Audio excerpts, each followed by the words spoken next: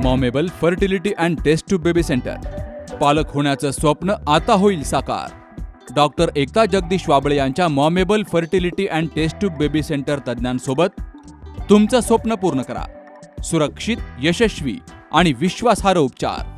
तुमच्या आयुष्यातल्या सर्वात सुंदर प्रवासाची सुरुवात आमच्यासोबत करा, कारण आम्ही देतोय अद्ययावत तंत्रज्ञान, अनुभवी डॉक्टर आणि वैयक्तिक मार्गदर्शन.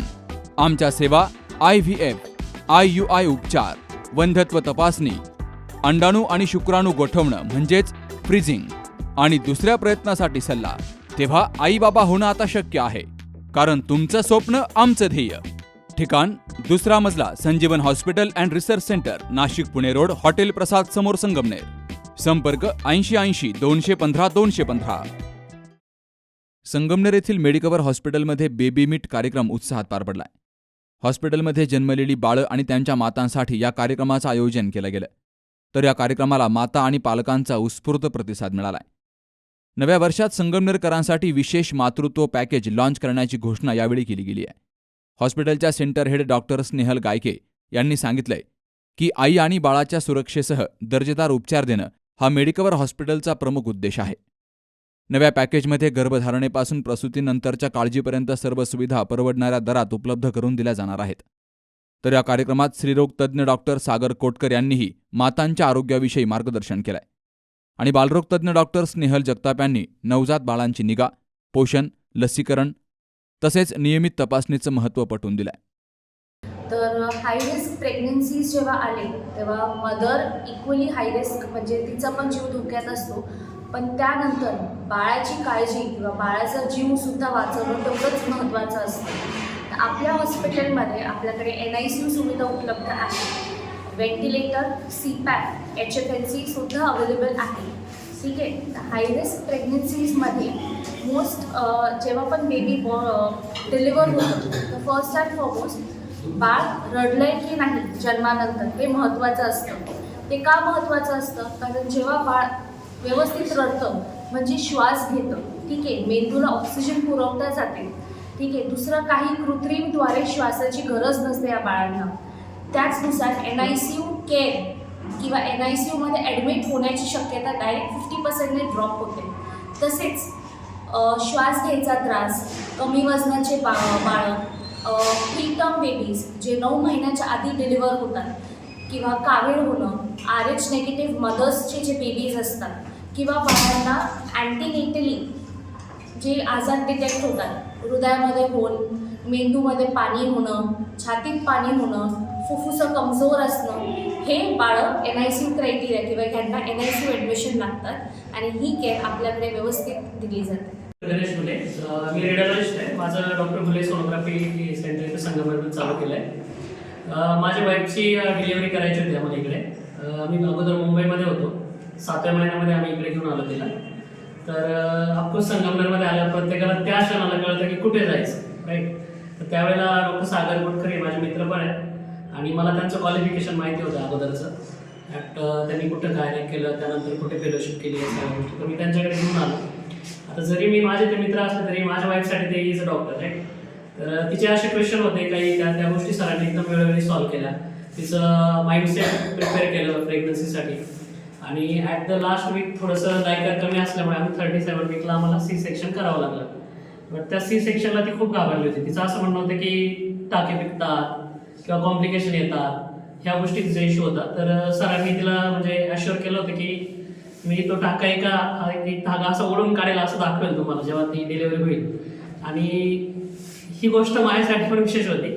पण जेव्हा आम्ही तिला आपण काढण्यासाठी आणतो ना, त्यावेळेला त्यांनी सरांनी अक्षरशः ते करून दाखवलं. दॅट इज द थिंग की म्हणजे सागर कोटकर सरांकडे डिलिव्हरी करणं ते खूप इझी गेलं आम्हाला. असं मी म्हणेल की मेडिकवरमध्ये आल्यानंतर आम्हाला म्हणजे इश्यू नाही आला. ॲश्युरन्स चांगला होता सरांकडनं. आणि जसं सरांनी सांगितलं, आपला आत्ताच विषय झाला की 24 आठवड्याच्या अगोदर काही व्यंगत्व येतं. तर त्यासाठी 5व्या महिन्यात सोनोग्राफी तसेच 3ऱ्या महिन्यात सोनोग्राफी फार इम्पॉर्टंट असते. याचंही महत्त्व आपण सगळ्यांना जर पटवून दिलं, कारण आपल्याकडे मी बघितलं आल्याकडे नंतर की बरेच लोक 3ऱ्या महिन्याची 5व्या महिन्यात सोनोग्राफी टाळतात, पण त्याच्यामुळे येणारे कॉम्प्लिकेशन वाढतात. तर माझं असं म्हणणं आहे की ती सोनोग्राफी तरी कंपल्सरी सगळ्यांनी करावी. जनरली आपल्याकडे काय ट्रेंड आहे की आपण प्रेग्नंट महिला या पाळी चुकल्यानंतर येतात आपल्याकडे, पण जनरली आम्ही तर रेकमेंड करतो की ज्यावेळेस तुम्ही प्रेग्नन्सी प्लॅन करताना तेव्हापासूनच तुम्ही डॉक्टरकडे रेग्युलर फॉलोअप ठेवला पाहिजे. योग्य वेळी सोनोग्राफी केली पाहिजे. एक साधारणतः 5 ते 6 सोनोग्राफी या मॅन्डेटरी ज्या आहेत त्या केल्याच पाहिजे आणि डॉक्टरकडे फॉलोअप ठेवणं खूप गरजेचं असतं. म्हणजे बऱ्याच पेशंटचा फॉलोअप नसल्यामुळे सुद्धा अनेक पेशंट आमच्याकडे डायरेक्ट असे येतात की ज्यांचं BP वाढून त्यांना ऑलरेडी झटके यायला सुरुवात झालेली आहे. असे पेशंट येतात आणि मग त्यांचं जर वेळीच जर फॉलोअप झालेला असेल आणि वेळीच जर BP वाढलेलं आहे याचं योग्य निदान झालं तर त्यांना टाइमली ट्रीटमेंट चालू होते आणि मग असे BP झटके येणे वगैरे गोष्टी होत नाही.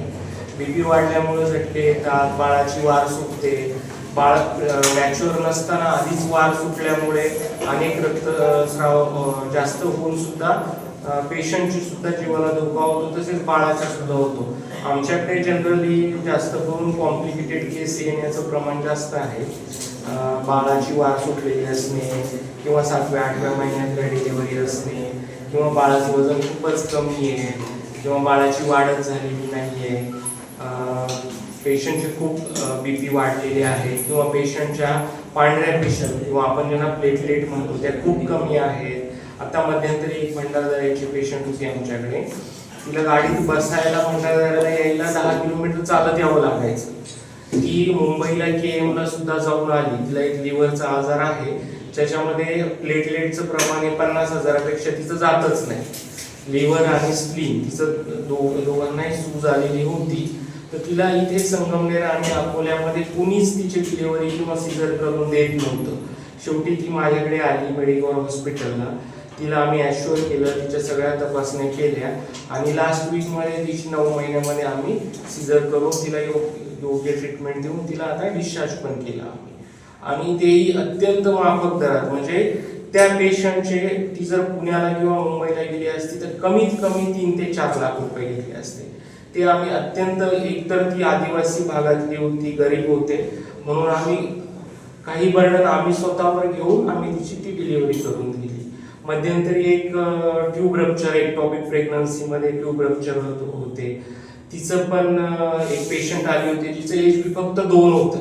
म्हणजे नॉर्मली ते 10च्या वर पाहिजे असतं, तिचं 2 होतं. म्हणजे याच्यावरून तुम्ही कल्पना करू शकता की ती एकदम मरण्याच्या दारात होती. म्हणजे अजून अर्धा तास जर ती ऑपरेट झाली नसती तर ती डेफिनेटली काहीतरी बरं वाईट झालं असतं. तशी पेशंट सुद्धा आम्ही इथे मॅनेज केली. तिला जवळजवळ 15 ते 20 बॅग लागल्या ब्लडच्या. ती पण पेशंट आम्ही ऑपरेट केली. तर मेडिकल हॉस्पिटल येथे पूर्ण वेळ अवेलेबल असतो. मी डॉक्टर सागर कोटकर, स्त्रीरोग विभागामध्ये 24 तास मी अवेलेबल आहे. आणि जर कुणाला काही गुंतागुंतीची शस्त्रक्रिया असेल किंवा काही प्रॉब्लेम असेल, कॉम्प्लिकेशन असतील प्रेग्नन्सी रिलेटेड, बाळा रिलेटेड, तर सर्व प्रकारच्या शस्त्रक्रिया होतात तिथे. दुर्बिणीच्या असो, बिनटाक्याची सर्जरी असो, आपण जे पिशवी काढणे म्हणतो, दुर्बिणीने काढणे असो किंवा पोट उघडून बिनटाक्याची पिशवीवर सरकवणे, या सर्व प्रकारचे ऑपरेशन आपल्या इथे होतात. सर, काय महिलांना काय सांगा की आता हे जे आहे ते गुंतागुंत होऊ नये त्यासाठी काही किंवा अनेक गर्भातल्या रिलेटेड होतं, पण मग परत आता गर्भामध्ये जे व्यंग आपण म्हणतो, म्हणजे बाळ खराब म्हणतो आपण लेम भाषेमध्ये, असं म्हणतो की बाळ खराब आहे, बाळामध्ये काहीतरी कॉम्प्लिकेशन सांगितले, तर अशा बाळांसाठी सुद्धा मेडिकल हॉस्पिटल आमच्या इथे 24 आठवड्यापर्यंत गर्भपाताचे सरकार मान्य प्रमाणपत्र आहे की जे बाळ जन्मल्यानंतर ज्यांना काहीतरी खूप व्यंगत्व येणार आहे किंवा ज्या बाळा जन्मल्यानंतर ते जगणारच नाहीयेत, अशी ॲनोमली स्कॅनची 5व्या महिन्याची मोठी सोनोग्राफी म्हणतो आपण, त्याच्यात जर काही प्रॉब्लेम आढळला तर अशा केसेस सुद्धा आमच्याकडे येतात. त्याचा आम्ही योग्य रेकॉर्ड ठेवून त्यांचा आपण गर्भपात करून देत असतो. 24 आठवड्यापर्यंत अवेलेबल आहे आपल्याकडे ती फॅसिलिटी. 24 आठवड्यानंतर मग नाही करता. कायदेशीर मान्यता आहे 24 आठवड्यापर्यंत. मेडिकवर हॉस्पिटलच्या वतीनं सेवा घेतलेले डॉक्टर गणेश घुले यांनी देखील आपला अनुभव या पत्रकार परिषदेतून सांगितलाय. या कार्यक्रमाला डॉक्टर्स, नर्सिंग स्टाफ, कर्मचारी हजर होते. तर पालकांनी आधुनिक सुविधा आणि रुग्ण केंद्रित सेवांचं कौतुक केलंय. Sukhdev Gadekar, C News Marathi, Sangamner. सौंदर्य केवळ डोळ्यात नसतं, ते असतं दागिन्यांमध्येही. सोने, चांदी, हिरे आणि त्यावर तुमचं नाव कोरणारं एक विश्वासाचं नाव म्हणजेच संगमनेर येथील ओम मयूर ज्वेलर्स. पिढ्यानपिढ्यांचा वारसा असलेले दागिने आधुनिक डिझाईन सोबत आता तुमच्या जवळ. लग्न कार्य असो, सण असो वा खास क्षण, ओम मयूर ज्वेलर्स मध्ये मिळेल प्रत्येक प्रसंगासाठी खास दागिने, खास तुमच्यासाठी. ओम मयूर ज्वेलर्स म्हणजे तुमच्या सौंदर्याचा हक्काचा दागिना. सुवर्ण बस्त्यासाठी आता कशाला नाशिक पुणे, संगमनेरमध्येच आहे आता नवनवीन दागिने. आजच भेट द्या ओम मयूर ज्वेलर्स, अशोक चौक, संगमनेर, जिल्हा अहिल्यानगर. संपर्क 9372 012 044.